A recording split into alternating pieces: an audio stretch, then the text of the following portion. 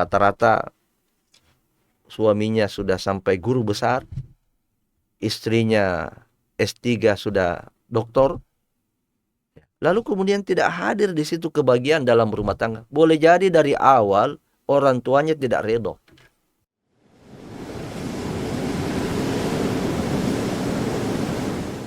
Ruas TV, rutin walaupun sedikit. Bismillahirrahmanirrahim. Assalamualaikum warahmatullahi wabarakatuh.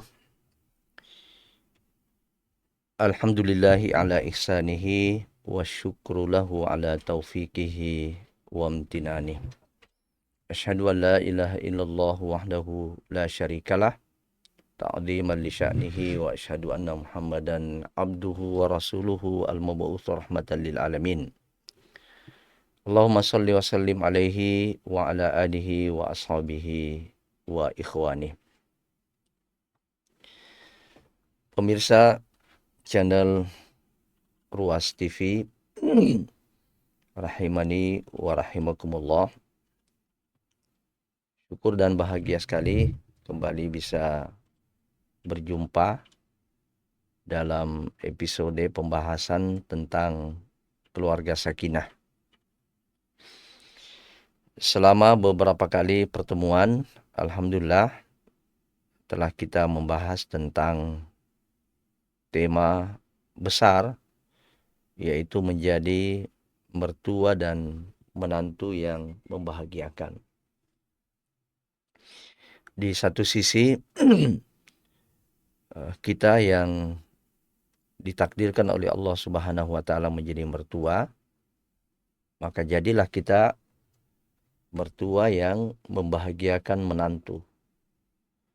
Demikian juga sebaliknya, Anda yang ditakdirkan oleh Allah Subhanahu wa taala menjadi menantu, maka jadilah menantu yang membahagiakan keluarga dan membahagiakan mertua. Kita sekarang berada pada langkah kedua untuk mewujudkan mertua dan menantu yang membahagiakan itu. Langkah kedua itu adalah kita harus memperhatikan sesuatu yang harus terjadi sebelum menjadi mertua.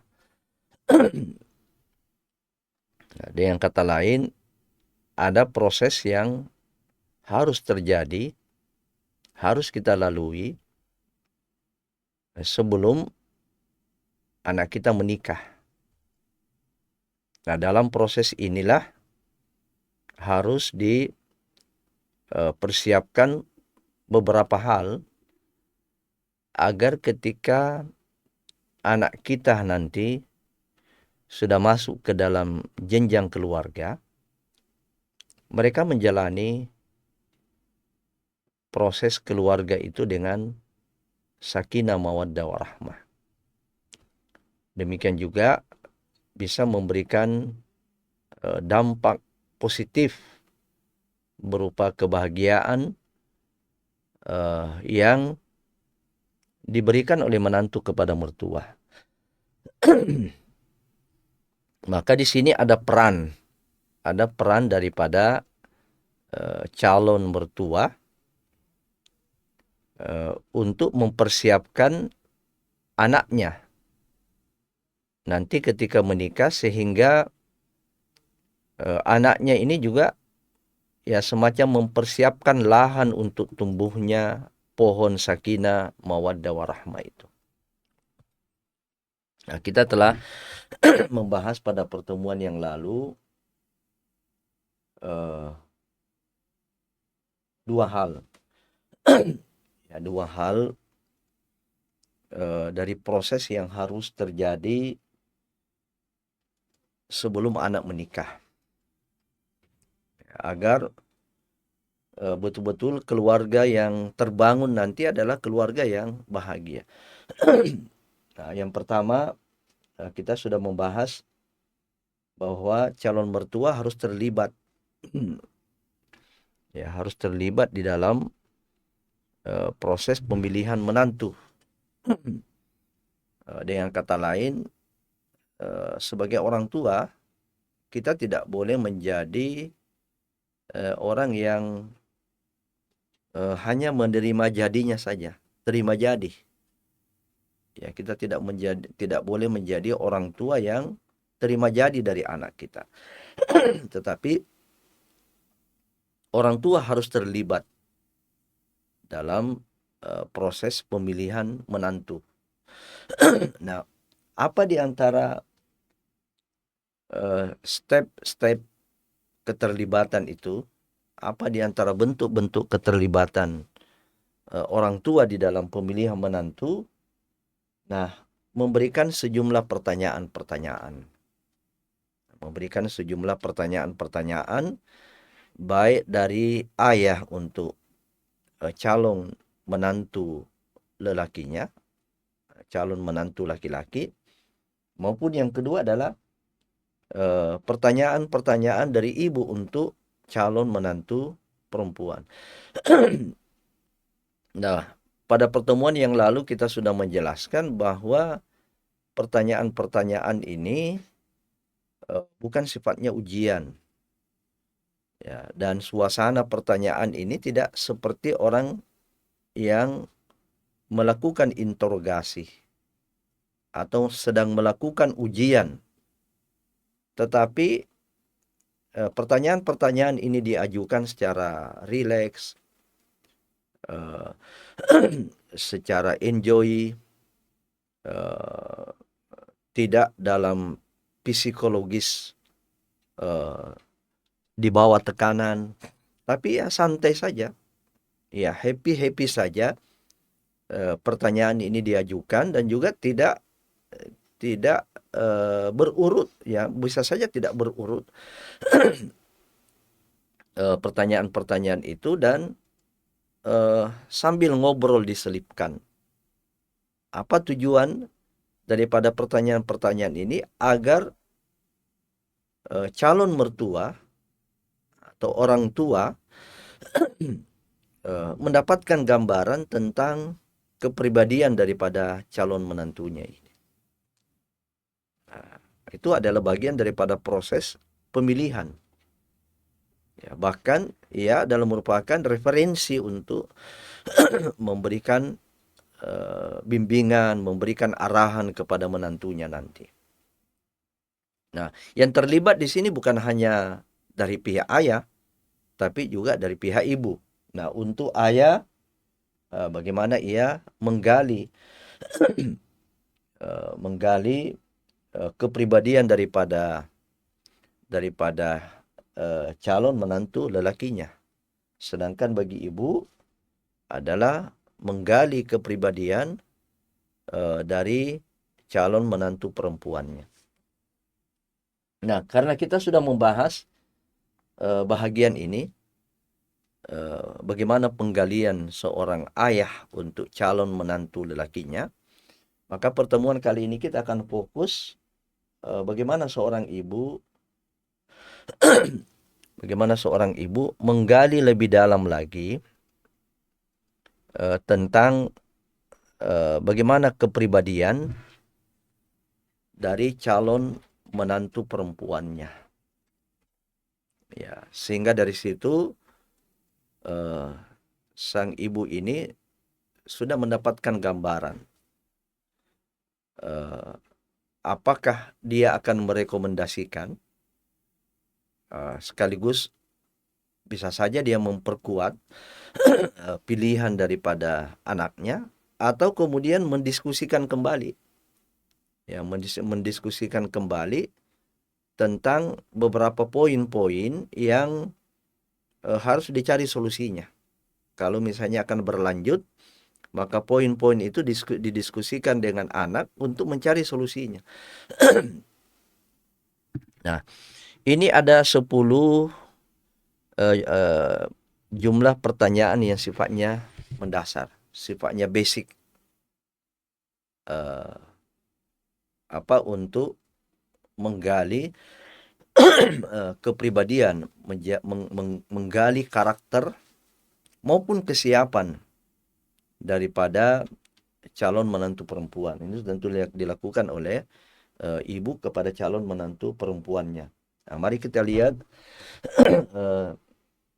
ke beberapa pertanyaan-pertanyaan tersebut. Ya. Jadi pertama, apakah kamu siap berkolaborasi dengan suamimu kelak untuk selalu mentaati Allah dan Rasulnya? Nah, ini kita gali. Tentu kalau calon menantu perempuan ini terlibat aktif di dalam pengajian-pengajian, dalam taklim-taklim, dalam tarbiyah-tarbiyah, dalam halaqah-halaqah, nah itulah tujuan utama sebenarnya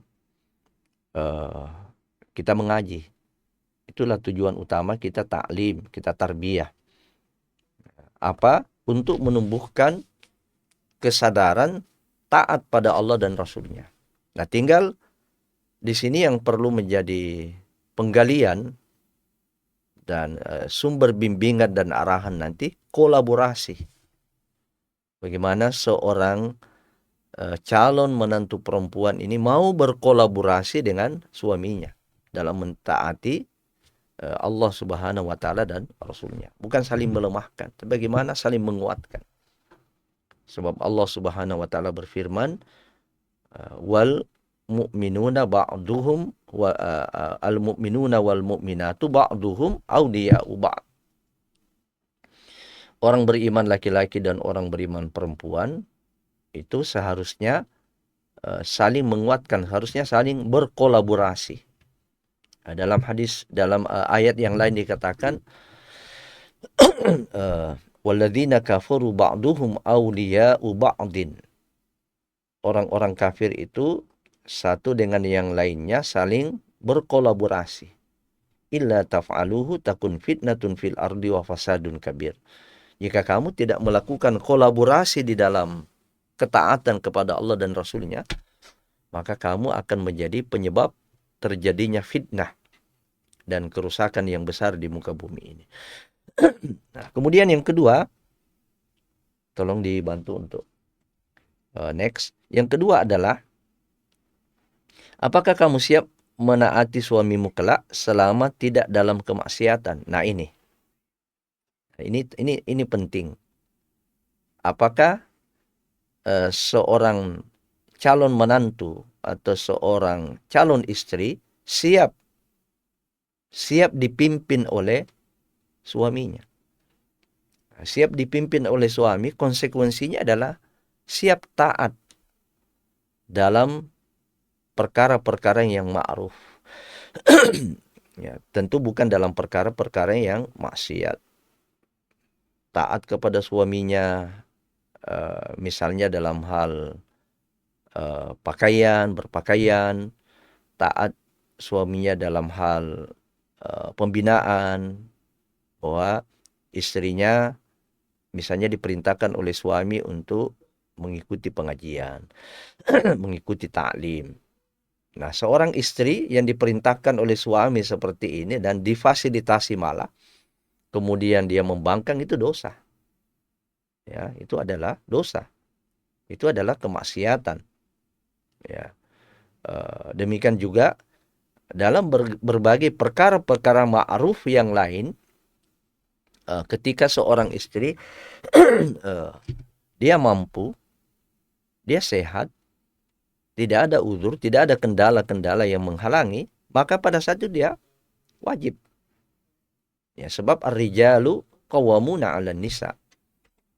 Seorang suami itu adalah pemimpin terhadap kaum istri. Ya.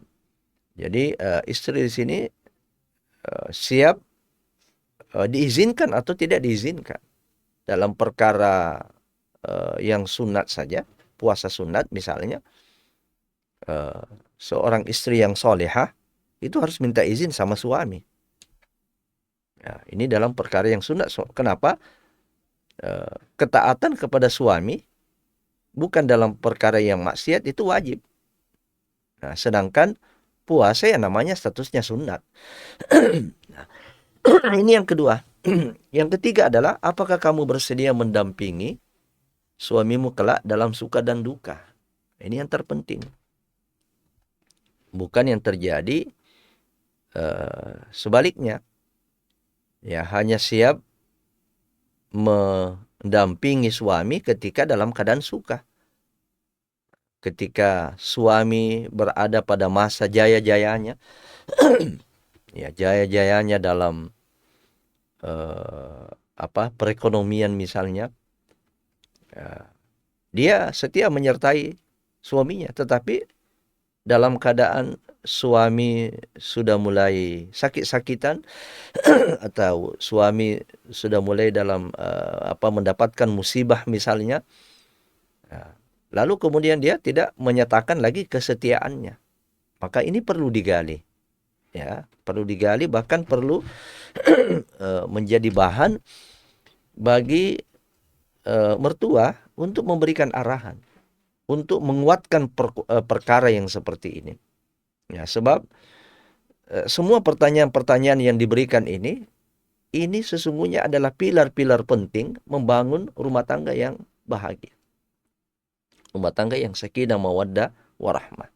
Bisa kita bayangkan bagaimana kalau ada seorang istri yang hanya siap menemani suaminya dalam keadaan suka, dalam keadaan masih sehat, dalam keadaan masih jaya-jayanya dalam ekonomi. Tetapi ketika Allah Subhanahu wa taala menguji suami bangkrut, menguji suami dengan sakit-sakitan lalu ditinggalkan, ya kita bisa mengatakan ini seorang istri yang tidak setia. Ya. Yang keempat adalah, apakah kamu siap memenuhi arahan Nabi sallallahu alaihi wasallam menjadi istri yang salihah? Ya.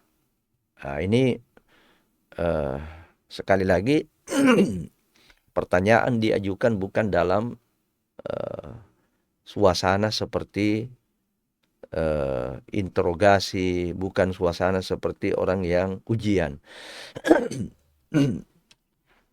Yang kelima, apakah kamu siap berkolaborasi dengan suamimu kelak dalam mengelola keuangan keluarga secara bijak? Ini penting, sebab umumnya persoalan ekonomi itu mudah pengeluarannya, kemudian sulit pemasukannya. Sehingga ya, ketika pengeluaran yang ketika pemasukan yang mungkin pas-pasan, lalu kemudian tidak dikelola dengan baik, maka ini bisa menjadi sumber terjadinya konflik di dalam rumah tangga. Suaminya Allah mentakdirkan nafkahnya itu tidak berlebih dari kebutuhan, kebutuhan pokok saja misalnya bisa dipenuhi. Lalu kemudian istri tidak mau berkolaborasi dengan suami, dia tidak mengerti, lalu dia menjadi tipe istri yang boros. Ya, begitu dikasih uang sama suami, pokoknya beli ini beli itu, tidak lagi masuk di dalam anggaran rumah tangga. Siapkah istri berkolaborasi dengan suami? Ya, termasuk semuanya dalam kondisi keluarga yang perekonomiannya itu lebih dari cukup. Ya, sesuatu yang banyak pun kalau tidak dikelola dengan baik dan tidak ada kolaborasi antara suami istri, boleh jadi pemasukan yang banyak itu jadi sedikit. Ya, belum selesai target dana belanja atau uang belanja itu sudah habis. Ya, kenapa? Karena sifatnya boros dan tidak ada kolaborasi. Kemudian yang keenam adalah, slide berikutnya. Yang keenam, apakah kamu siap melaksanakan muasyarah bil ma'ruf terhadap suamimu dalam kehidupan sehari-hari? Ya, ini perintah Al-Quran. Wa'ashiruhunna bil ma'ruf. Pergaulilah istri-istrimu dengan cara yang ma'ruf, itu tidak bermakna bahwa suami saja yang mempergauli istri dengan baik, tapi juga suami mempergauli, ya, melakukan pergaulan, melakukan interaksi, ya, dengan suami dalam keadaan baik sehari-hari. Bagaimana tutur katanya, bagaimana penghargaannya, bagaimana pelayanannya, ya. Ini semua termasuk dalam perkara muasyarah, pergaulan, interaksi. Kemudian yang ketujuh adalah, apakah kamu bersedia untuk menjadi bagian dari keluarga besar suamimu kelak dan turut berbakti kepada kedua orang tua suami? Nah, ini pernikahan, ya, pernikahan itu bukan hanya bersatunya satu individu yang bernama laki-laki dan satu individu yang bernama perempuan. Bukan hanya mempersatukan dua pribadi, tetapi pernikahan itu pada hakikatnya adalah menyatukan dua keluarga besar. Nah, sehingga tidak boleh kemudian kita mempertajam keluargamu, keluargaku. Keluargamu, keluargamu, keluargaku, keluargaku. Tidak. Keluargamu, keluargaku juga. Karena saya sudah menjadi bagian terbesar dari keluarga besarmu. Nah, karena itu ini juga perlu kita ketahui, ya, sehingga misalnya ada acara-acara keluarga suami, dia tidak bersemangat untuk menghadiri acara-acara keluarga suami, ya, tetapi ketika ada acara-acara keluarganya, keluarga istri yang dimaksud, dia memaksakan suami, ya, dia harus diantar, harus diberi biaya transportasi, harus ada pengeluaran ini dan itu. Tetapi gilirannya ketika keluarga suaminya acara walimah misalnya, acara akikah, dia tidak memberi perhatian. Ini menunjukkan bahwa memang dia tidak memiliki kesiapan dari awal untuk menjadi keluarga besar daripada suami, termasuk bagaimana ia menganggap mertuanya itu seperti orang tuanya sendiri. Artinya bentuk bakti itu bukan hanya kepada orang tuanya, tetapi juga kepada mertuanya. Yang kedelapan, apakah kamu siap menghadirkan sakinah, mawaddah, warahmah dalam kehidupan keluargamu?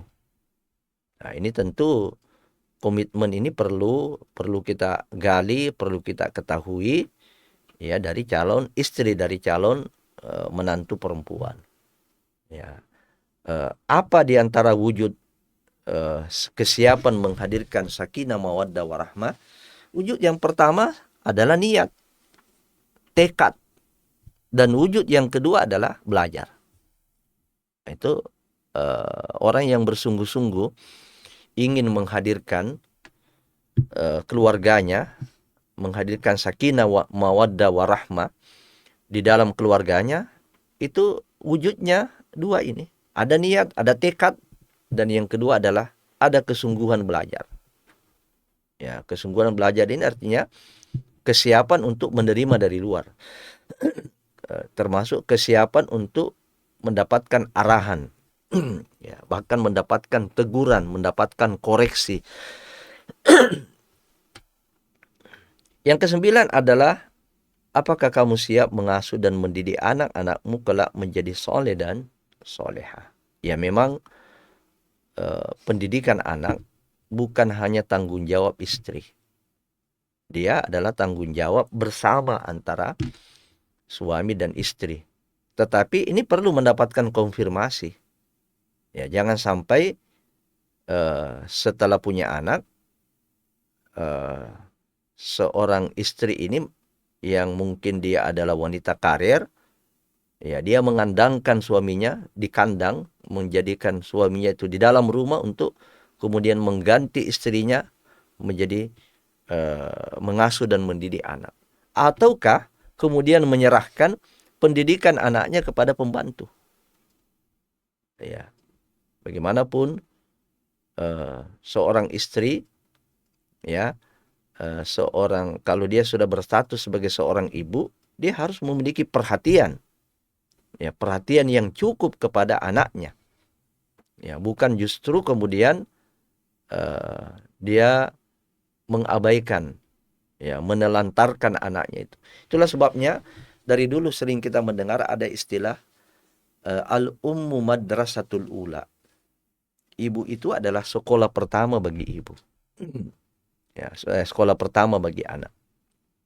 Ibu adalah sekolah pertama bagi anak.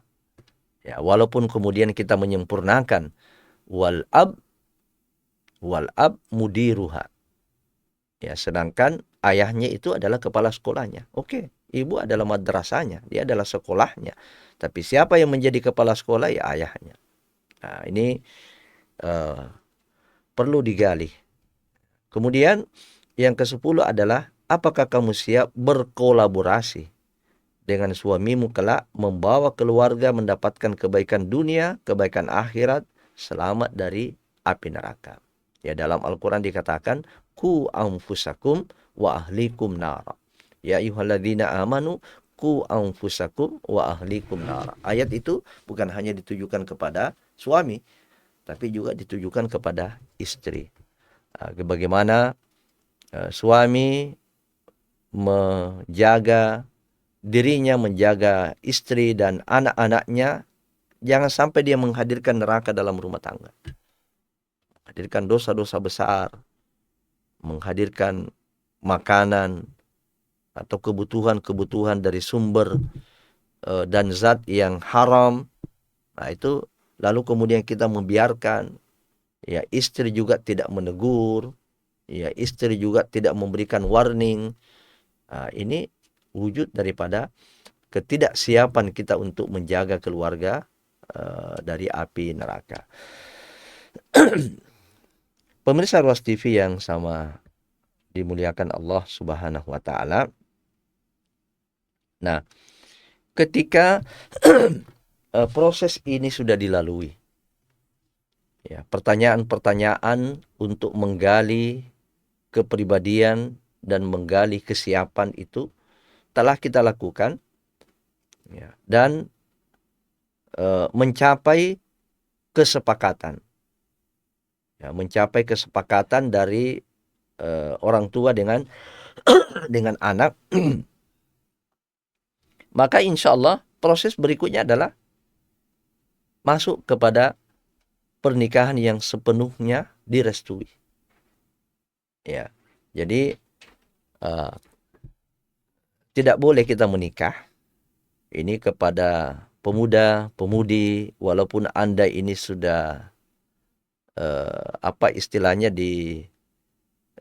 sudah ada keterikatan cinta, bahkan ada orang yang kadang mabuk asmara. Nah, yang mabuk itu tidak sadar lagi, ya, tidak perlu minta izin sama orang tua, tidak perlu meminta keridhaan, restu dari orang tua, karena dia sudah dimabuk, dia sudah kena mabuk, sudah tidak sadar. Nah, restu, ridho dari orang tua itu wajib. Ya, sebab ridhonya orang tua itu, ridhonya Allah itu ikut pada ridhonya orang tua. Ya, ridhollahi fi ridhol walidain, termasuk dalam pernikahan. Apa yang menyebabkan ada keluarga yang tidak bahagia? Ya, padahal ekonomi cukup, mungkin juga pendidikan luar biasa. Rata-rata suaminya sudah sampai guru besar, istrinya S3 sudah doktor. Lalu kemudian tidak hadir di situ kebahagiaan dalam rumah tangga. Boleh jadi dari awal orang tuanya tidak ridho, orang tuanya tidak restu. Ya, sehingga doa dari orang tua yang selalu kita harapkan ini tidak mengiringi keluarga itu. Bahkan boleh jadi orang tua mendoakan tetapi doa yang negatif. Nah, maka proses pernikahan yang direstui ini merupakan modal awal Ya, kita lihat modal awal yang bagus untuk membangun hubungan jangka panjang, baik antara suami istri, ya termasuk antara mertua dengan menantu. Itu kalau sudah memang dari awal bermasalah, maka kita tidak punya modal. Ya, di tengah perjalanan keluarga ini, ya sudah kehabisan modal. Ya. Jika calon pendamping hidup anak telah disetujui orang tua, pernikahan direstui sepenuhnya, maka kehidupan rumah tangga akan lebih mudah menggapai kebahagiaan. Setelah menyetujui calon, maka proses berikutnya adalah mendampingi anak dalam khitbah, dalam pelamaran, ya, lalu kemudian akad nikah dan prosesi walimah. Kemudian hal lain yang perlu diperhatikan di dalam melakukan persiapan membangun rumah tangga sakinah mawaddah warahmah, dan rumah tangga ini juga memberikan bias kepada mertua, bahkan memberikan bias positif juga kepada keluarga yang lain. Hindari dari awal adanya peluang-peluang konflik. Ya, dari awal sudah bagaimana kita menghindari itu, menyelesaikan perkara-perkara yang bisa menjadi sumber konflik. Ya, dalam hal, mohon maaf ya, di masyarakat Bugis Makassar, uang belanja, ya, dalam hal misalnya tempat walima, ya, dalam hal tempat tinggal, ya, kadang-kadang sebenarnya calon suami sudah punya rumah sendiri, dia sudah siapkan, tapi mertua memaksakan untuk tinggal di rumahnya. Ini peluang-peluang konflik dari awal harus mestinya ditutupi, ya. Rasa ego, ya, gengsi pribadi, marga, suku, ras hendaknya ditekan, ya, untuk kita menangkan. Tapi yang dimenangkan adalah kebersamaan. Karena itu, mari sedapat mungkin berusaha membangun sebanyak-banyaknya titik temu. Ya, cari meeting point. Ya, cari sebanyak-banyaknya titik temu. Memang satu hal yang tidak mungkin kita sama dalam berbagai hal. Ya, tetapi ada saja di antara perbedaan-perbedaan itu yang bisa kita cari titik temunya. Nah, titik temu inilah yang menjadi solusi, ya, dari berbagai perbedaan-perbedaan, bahkan berbagai hal yang mengarah kepada konflik keluarga. Nah, gimana itu? Saling memahami, saling mempelajari latar belakang, ya. Kenapa berbeda ekspektasi kita, ya, dengan yang terjadi. Boleh jadi latar belakangnya berbeda, latar belakang kita berbeda. Ini yang coba kita kembangkan, sikap saling memahami. Dan yang terakhir adalah bagaimana berupaya merekatkan hubungan dengan keluarga besan. Ya, jadi mertua, dua mertua ini bagaimana menjadi dua keluarga yang dekat, bukan hanya anak kita, ya, anak kita yang terus berupaya merekatkan hubungan mereka, tapi juga dua mertua itu harus selalu berupaya untuk merekatkan hubungan. Ya, artinya kerekatan hubungan keluarga besan, dua mertua yang menyatu. Nah, apa pentingnya nih, apa urgensinya? Jika kedua belah pihak keluarga besan saling akrab dan saling dekat, itu akan berpengaruh positif dalam hubungan menantu dan mertua. Nah, misalnya saling silaturahim, ya. Jadi ada waktu tertentu kita atur untuk ziarah ke rumahnya, saling mengirim hadiah, misalnya ada oleh-oleh dari kampung dikirim juga untuk besannya. Pulang dari umroh, pulang dari haji, Ada juga hadiah-hadiah yang disiapkan untuk besan. Minimal berkirim kabar, ya. Ini adalah tradisi yang semestinya dipelihara, ya. Menghadiri undangan mereka, ada undangan pernikahan ipar daripada anak kita misalnya, ya, anak dari besan kita, ya, dan lain-lain hal-hal yang sifatnya kebahagiaan itu kita undang, kita hadirkan besan kita, ya, sehingga kerekatan hubungan uh, dua dua mertua, ya, dari pihak suami dan istri ini akan menjadi solusi, ini akan menjadi modal besar di dalam memelihara hubungan keluarga yang bahagia, sakinah mawaddah warahmah. Semoga semua ini, konsep-konsep ini kita bisa terapkan di dalam kehidupan berumah tangga kita, terutama kita ini yang sekarang ini mungkin ditakdirkan oleh Allah Subhanahu wa taala menjadi calon mertua atau sudah menjadi mertua. Marilah kita menjadi mertua yang membahagiakan menantu, dan sebaliknya, marilah kita menjadi menantu yang juga bisa membahagiakan mertua. Demikian, wassalamualaikum ala nabiyina Muhammadin wa ala alihi wa sahbihi wasallam, wa akhiru da'wana alhamdulillahi rabbil alamin. Wassalamualaikum warahmatullahi wabarakatuh.